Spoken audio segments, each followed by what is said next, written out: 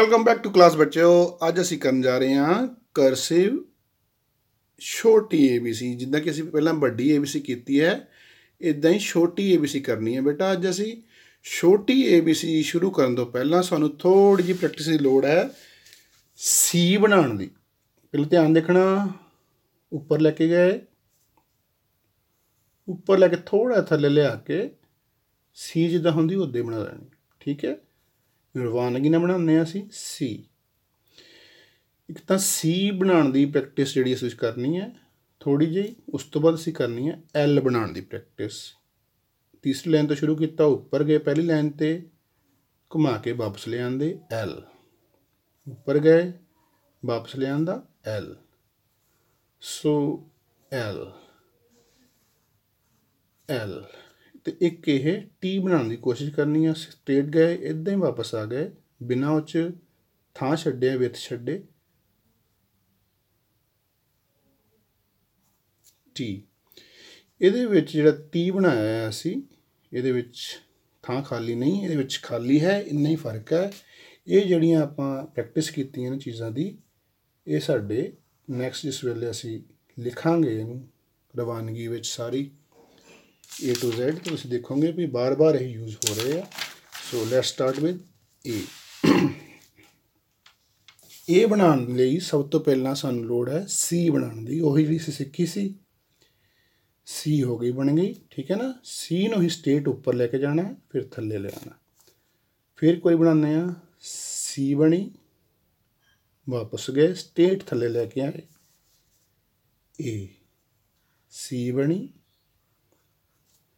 एक बार मैं रुकदा इहदे विच C बनाने तो बाद, देखो रुक गए, C बनी सी, स्ट्रेट वापस गए, फिर इन मरोड़ता उपर नूं, A बन गई है। So this is cursive A। then we will write down B। B बनाने दे लई L जिद्दां बनाया सी असी उही बनाना है, फिर उपर जाना है, हल्का जिहा घुमाव देना है B,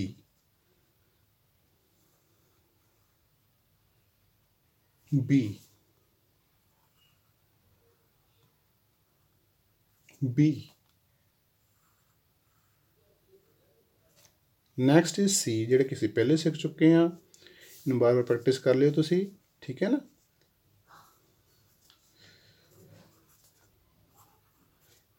next is D।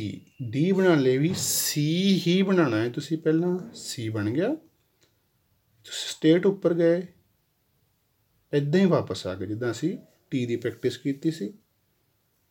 C बना लिया, C बनने तो बाद स्ट्रेट उपर गए, इदां ही वापस आ गए, D बन गया। D तो बाद है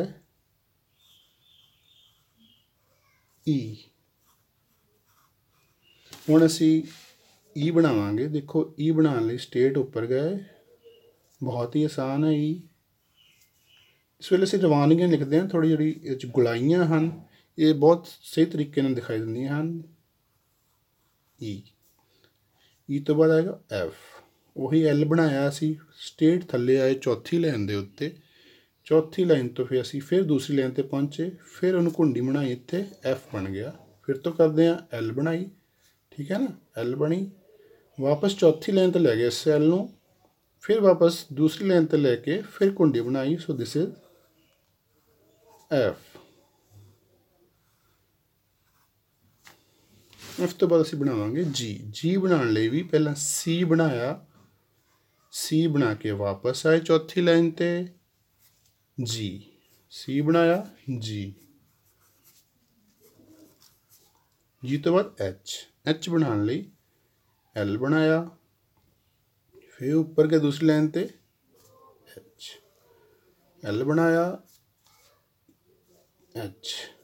इस तो बाद आएगी I की बारी, इस सीधे उपर गए I। I काफ़ी आसान है, बस तुसीं फ्लो रखना है इहदे विच। I तो बाद जिद्दां I बनाया इहदे J शुरू करना, उपर गए पर नूं सीधा थल्ले वापस आ गए, इस तरह ले गए J, J, J, J। J तो बाद है K। ध्यान देना बेटा, जिद्दां L बनाया स्ट्रेट L बन गया, इनू फिर असीं घुमाना K। L बनाने तो बाद दूजी लाइन ते लैके के के एल बना के तो बाद वारी है एल दी।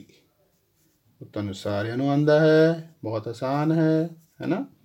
पहला ही प्रैक्टिस कर लेनी है एल दी, क्योंकि बहुत सारे अल्फाबेट लिखण च दी मदद मिलती है। एल तो बाद एम। एम बेटा ध्यान देना है तुसी। एम थल्ले शुरू करो तो बाद ज़्यादा वधिया है। एम एम एम तो बाद है एन।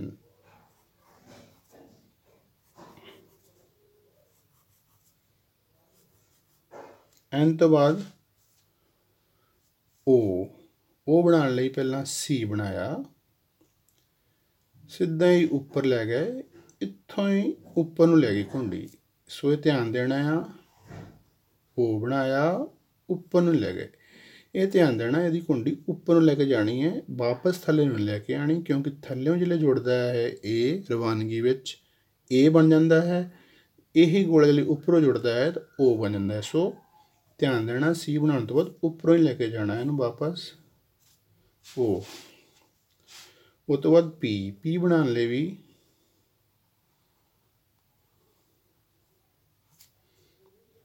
एल वांगू ही लैके जाना उपर, पर टी जिदा वो बिना विथ छड्डे बनानी है उदा पी बनेगी।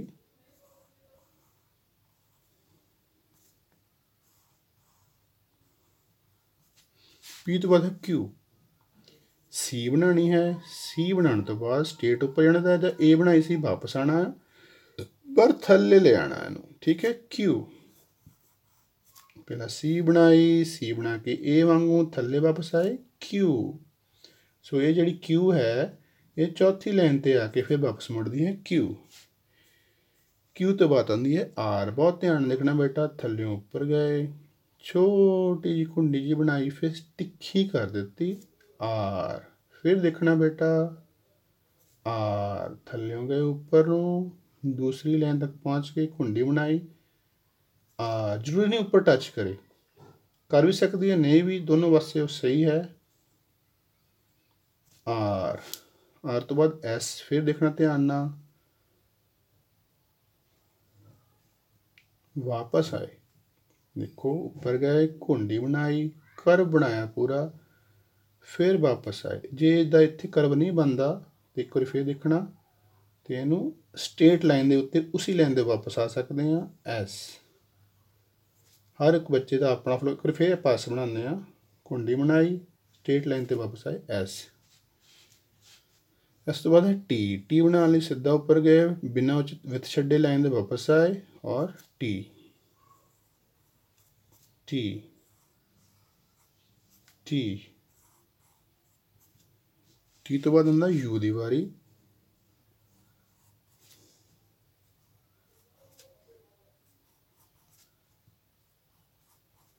यू तो बाद है वी।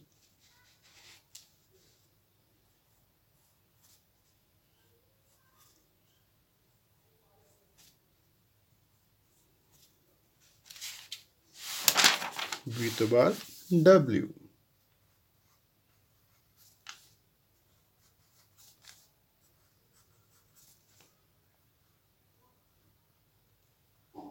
डब्ल्यू उस तो बाद एक्स। स्टेट इधर गए एक्स एक्स। देखो इधर गए, इतों वापस देखो एस जा बनया, वापस आए उसी लाइन के उत्ते, उपर गए फिर अगे नूं। असल च इस तरह चलता है, थल्लों टच किया एक्स। ठीक है ना। So this is x. इस तो बाद वाई। कई बार जिन्नियां भी आपां बनाईयां करसिव राइटिंग थल्लों शुरू कर लेंदे आ, ये दिखाने लई कि असी जोड़ना किद्दां। ठीक है ना। असल च आ वाई भी इनाफा अपने आप जो असीं फ्लो नाल लिखते हैं अपने आप इहो जिहा बनता रहिंदा है। Z